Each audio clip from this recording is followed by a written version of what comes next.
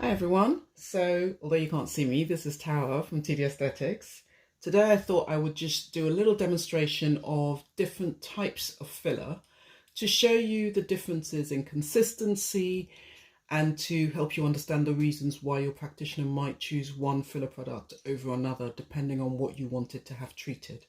So today I'm going to be just basically demonstrating what these fillers, these are expired syringes, but just for the purposes of demonstration, I'm going to be showing you what these filler products look like outside of the syringe. So you can have a look at the consistency, see how they react, and just basically understand better why I would choose one product over another for a particular indication or for a particular aim with my treatments.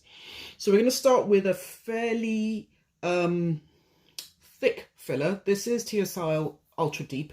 This is a filler that I would use primarily in the sort of mid-face, so around the cheeks.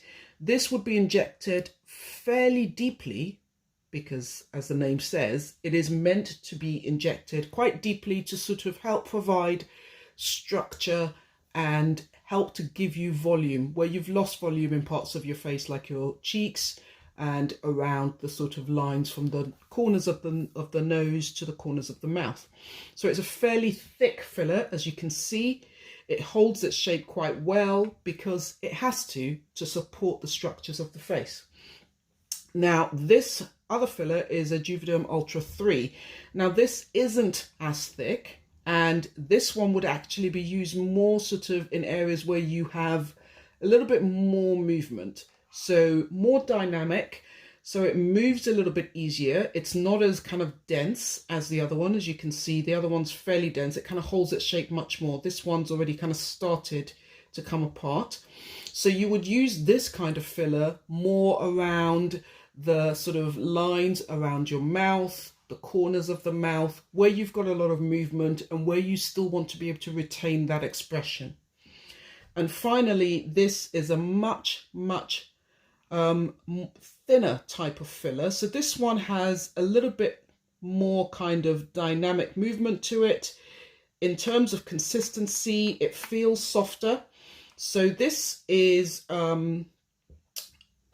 RHA 2. So it's a fairly sort of thin in terms of consistency type of filler. You would use that for lips where you didn't necessarily want to create volume but just more wanted to hydrate the lips, or you could use that for those vertical smoker's lines that we get on the top lip.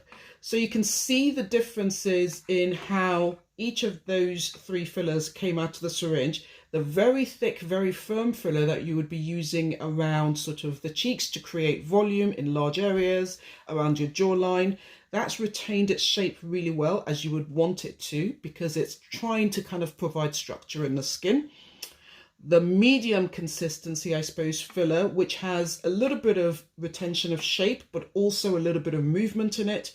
You would want to be having that injected in areas where you've got some movement. So around the mouth, around where the corners of the mouth, where you might have downturned corners, or from the nose to the mouth lines.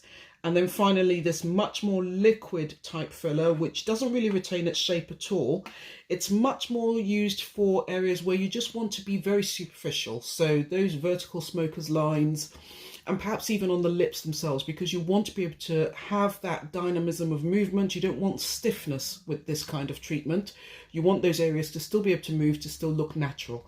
So I hope that gives you an indication of why we choose certain types of fillers for certain areas of the face, and why there simply isn't a one-size-fits-all. If you want to find out more about which kind of fillers would work best for your particular aims, then always message me or book a consultation using the link in my bio. I look forward to seeing you. Have a great day.